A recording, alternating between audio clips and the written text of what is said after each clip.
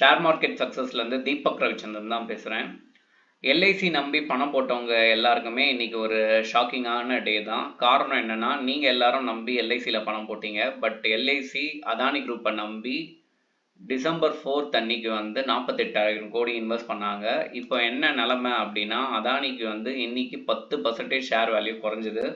காரணம் என்னன்னா, இவங்க மேலே ஒரு கேஸ் வந்திருக்கு. அது என்ன கேஸ், என்ன நடந்தது, இது எல்லாமே டீட்டெயில்டாக நம்ம சேனலில் பார்க்கலாம். செப்டம்பர் 2022 அப்போ வேர்ல்டுலே செகண்ட் பணக்காரர் அப்படின்ற ரிப்போர்ட் வருது. சாதாரணமாக இல்லை, யாரை பீட் பண்ணிட்டு இவர் மேலே வராரு அப்படின்னு பார்த்தீங்கன்னா, அமேசான் ஓனரே பீட் பண்ணிட்டு வராரு. இது யூஎஸ்ல இருக்க பெரிய பெரிய இன்ஸ்டிடியூஷனல் ட்ரேடருக்கு அண்ட் இன்ஸ்டிடியூஷனுக்கு ஹெட்ஜ் ஃபண்ட் முதலாளிகளுக்கெல்லாம் கண்ணை உறுத்துது. எப்படி இந்தியாவிலேருந்து ஒரு பர்சன் மேலே இவ்வளோ பெருசாக வர முடியும் அப்படின்ற ஒரு கொஸ்டின் மார்க். இது நடந்த 6 மாதத்துலேயே ஜனவரி 2023 அப்போ இடன்பர்க் ரிப்போர்ட் விடுறாங்க. இடன்பர்க் அப்படின்றவங்க ஒன்றும் கிடையாது. ஸோ எந்தெந்த கம்பெனிலாம் அதனால் மோசடியில் ஈடுபட்டா தைரியமாக அவங்க வெப்சைட்டில் பப்ளிஷ் பண்ணுற ஒரு இன்வெஸ்ட்மெண்ட் மேனேஜ்மெண்ட் கம்பெனி யூஎஸில். ஓகேங்களா? ஸோ அவங்க என்ன சொல்லியிருக்காங்கன்னா, அதானி இல்லீகலாக தான் நிறைய பண்ணியிருக்காங்கன்னு சொல்லிட்டு 180 பேஜஸ் டாக்குமெண்ட்டை சப்மிட் பண்ணாங்க. ஸோ அதுக்கப்புறம் அதானியோட ஷேர்ஸ் எப்படி கிராஷ் ஆச்சு மட்டும் பாருங்கள்.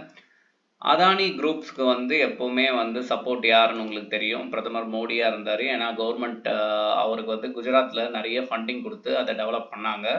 அதுக்கப்புறம் இவர் நிறைய ரெனியூவபிள் சிஸ்டமில் இருக்கிறதால அவரோட ஷேர்ஸ் பார்த்தீங்கன்னா 2000% மேலே ஏறிச்சு. ஸோ இப்படி பயங்கரமான வளர்ச்சி இருக்கும்போது இது எப்படி சாத்தியப்படுது அப்படின்னு சொல்லிட்டு ஒரு கொஷின் மார்க் இருந்ததால் அந்த இடன்பர்க்கில் நிறைய இவங்களை பற்றி விமர்சனம் பண்ணி போட்டாங்க. ஆனால் அதானி தரப்புலேருந்து இது எல்லாமே ஒரு ஃபேக்கான விஷயம்னு ஒரு சம்மன் பண்ணதால் அகெயின் கிராஷ் ஆனது. என்ன ஆச்சுன்னா, மறுபடியும் ரீகெயின் ஆகி ரீபவுன்ஸ் ஆச்சு. ஓகேங்களா?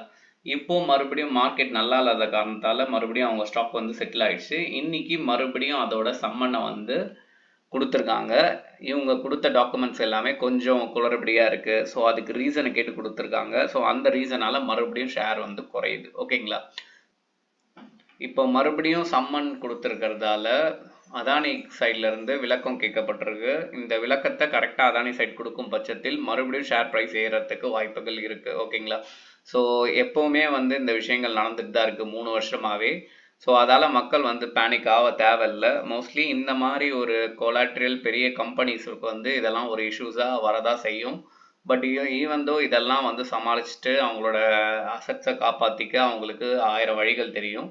ஸோ அதுபடி ரிப்போர்ட்ஸை அவங்க கரெக்டாக கொடுத்து அது நிலைமை கரெக்டாக இருந்துச்சுன்னா இதோட ஸ்டாக் ப்ரைஸ் ஏற ஆரம்பிக்கும்.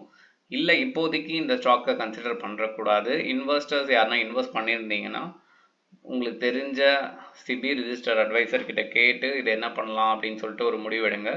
ஸோ எல்ஐசி சைடில் எப்படி இருந்தாலுமே மக்கள்கிட்ட ஒரு நல்ல மதிப்பு இருக்குது.